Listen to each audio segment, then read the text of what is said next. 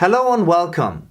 This video is all about how to recognize good teachers. As a drummer and drum teacher, I'm mainly referring to music teachers, but I'm sure you can transfer all my tips into your own specific field. Who is this video for? Mainly for beginners and for parents of children who start taking lessons and to whom the instrument is still new. If a field is unknown to you, it's hard to spot a good teacher. So in this episode I want to give you a few tips on what to look out for during the first few trial lessons. So after a short while you can already decide if you want to stick with this person or maybe look for another teacher. But please don't use this video just as a checklist. Not every person shows his or her true nature immediately. The teacher also first has to adjust to the student and get used to him or her, just as the other way around. If a teacher doesn't do the things I tell you about in this video, she's not immediately a bad one, but if she does do those things, she's probably not a bad one. In addition, different approaches all have their right to exist, and everyone needs a different teaching style. I stand, especially with a modern music school, for playful learning of an instrument and support of individual development. This is not in opposition to the learning success. On the contrary, fun and trust are the most important basis so learning can take place at all. This also applies to classical music, where there are high standards and clear criteria. And so here are a few indicators that might help you detect a good and motivating teacher. If you don't agree with me or if I forgot something, please write it in the comments below. I also would like to learn and improve myself all the time, and I do not think that these tips are complete and universally valid. Let's start with the most important, with the effect of the lesson. In the following I will say student. This can be yourself or your children, of course. Most importantly, of course, the students leave the room with a smile on their face. They had fun, they would love to continue right away, and they look forward to the next lesson. On the way or at home, they also lively tell about what they did in the lesson. Also, the student identifies herself with the instrument right away and really sees herself as a drummer or as a guitarist, because the teacher gives her access to the world, really takes the students in and gives them this identity by using phrasings like us singers or us drummers or you as a keyboard player. And even after the first lesson, the student knows what he can practice at home if he wants to practice and is able to execute it. The teacher gives the students the tools to practice for themselves to become independent over time. Here is another important indication that's not so obvious. The teacher does not only have advanced students. A lack of beginners can simply mean that the teacher is highly specialized, and that can be okay. But at a music school that's not focused on producing professionals, it could be a warning signal for several things. First, maybe the teacher has a specific style that's only suitable for some students and he doesn't adapt to the needs of the other students. So only those remain to whom this style is fitting and the others cancel after a short while. Second, maybe the teacher can't or doesn't want to teach beginners. Inspiring beginners and teaching them something is really not easy. Some shy away from this responsibility and this challenge and prefer to improve existing skills. That's not a bad thing, but if you are a beginner, this kind of teacher is just not right for you. And finally, the teacher may be attached to the now disproven belief that the students need to bring an innate endowment, a talent to the lesson in order to actually be able to learn the instrument. Maybe she even tells some parents that their child just doesn't have any talent and maybe should try out another instrument. This is very saddening in that not everyone wants to achieve high skills. Some just want to have some fun and forget about everyday life. And it's the teacher's responsibility to find the perfect approach for each student and motivate them and give them a goal to strive towards. And this takes patience. Some students who seem to show a great talent in the beginning often do become great players, but only because the teacher involves himself even more, pays more attention and supports those students even more. If a teacher would bestow this involvement, this attention upon every student, almost everyone would be capable of great improvements. Now for the lesson itself, what should you look out for? Most importantly, the teacher starts with fun and instant gratification and not with some mandatory exercises which are allegedly part of a basic education.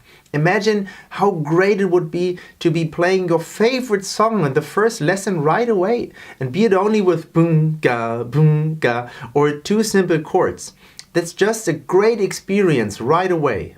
Also, the teacher lets the students try out things and never tells them that something is wrong, because everyone learns differently. Everyone has different goals.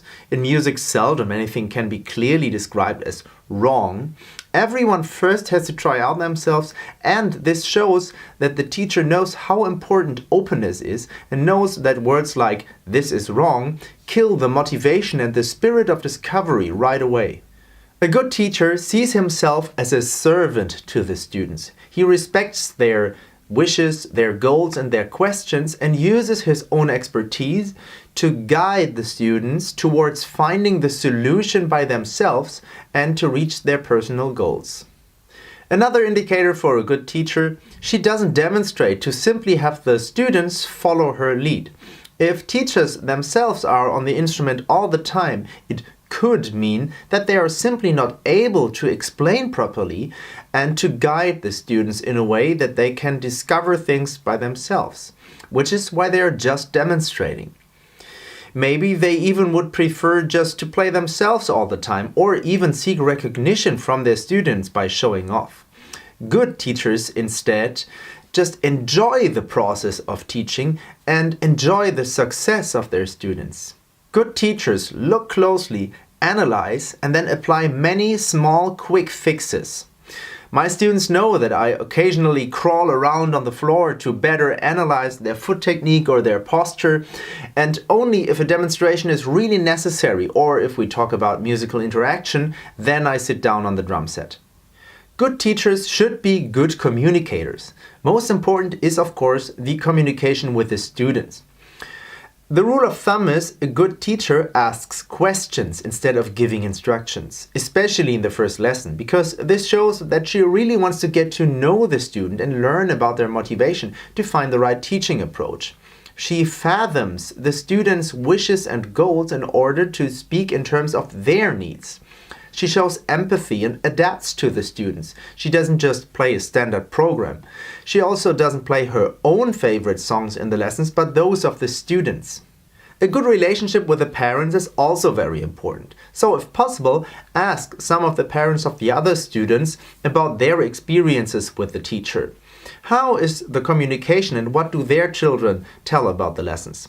This is also important, and you can also do that even if it's not about your children, but about you yourself wanting to take lessons. Another good sign, the teacher actively advertises his lessons. This shows that he's convinced of the benefits and that he likes to teach. He can clearly articulate what he does and why he does it.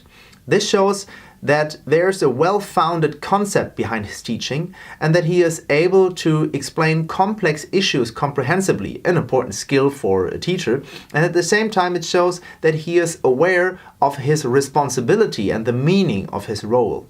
In addition, does the teacher give the parents guidance on how to help, support and motivate the students, and doesn't just say, make sure that he practices? Now a few basic things to look out for, mainly concerning the general attitude of the teachers.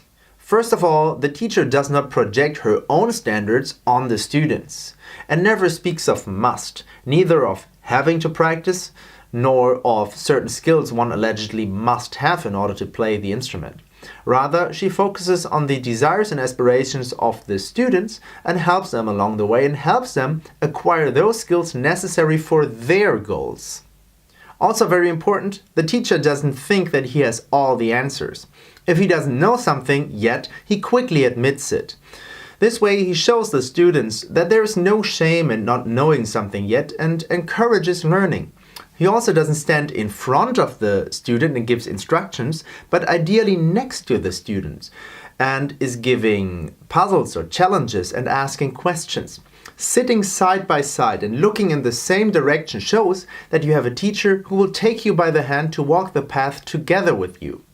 A good teacher tries to set a good example and is learning constantly. She's practicing herself, maybe learns a new instrument or a new language, and keeps training to improve her lessons. Never trust a teacher who has stopped progressing himself or herself. How can I expect my students to learn with enthusiasm when I have stopped trying to improve myself? And it's the last point, because in this list I think it's the least important, but it's still important. The teacher should have mastered the instrument, because a teacher should be an explorer who has seen a lot of the world, still wants to see more, and is able to put everything on the map. Of course, he must not have seen everything and can and should develop along with the student, but with his experience, he should be able to guide the student on his or her path and to help them to reach their goal, their destination, quicker and more efficiently. And that's not possible if the teacher is just 1 or 2 lessons ahead of the student. A good teacher should have processed everything she wants to tell her students herself before. This way she also understands the struggle of the student. Something similar applies to reading music. It's of course not mandatory for the students to be able to read music, but it is a very important and basic skill the teacher should have mastered. Some students need a very systematical approach. In this case, it's very important that the teacher knows how to read sheet music and is also able to explain it. So, those were the characteristics which I believe indicate good teachers. Most of them related to the teachers being able to inspire and motivate the students so they will stay with the lessons. Of course, a teacher also has a financial interest in gaining students. So in a way, it's just manipulation and it doesn't show a good teacher, right? But I think it does. Because inspiring other people is not easy. And it is a skill which can be learned and practiced. So a teacher who is able to do that has thus shown her willingness to learn, as well as her empathy and her own enthusiasm for the instrument. I would never go as far as to say that music lessons per se are better in supporting a person's development than another hobby, but good music lessons are absolutely able to positively influence people in their growth. So it depends on a good teacher. Someone who is able to inspire other people, ignite them for a specific topic and take them on the journey. That's probably a pretty good teacher, and you can be pretty sure to get some good support in your personal development. If you want to learn more about human development, developmental psychology, and how good music lessons are able to support the development of people at any age, there are 2 great books by modern music school founder Hans-Peter Becker: Unleash the Secret of Education and 7 Things You Should Know Before Starting Music Lessons. And if you want to learn more about what makes a good teacher or trainer and how to develop talent, you can watch my 4-part series on this topic. Here is the first part. And if you want to see more videos about music, learning, personal development, and of course drums, then please subscribe and I will see you in the next video.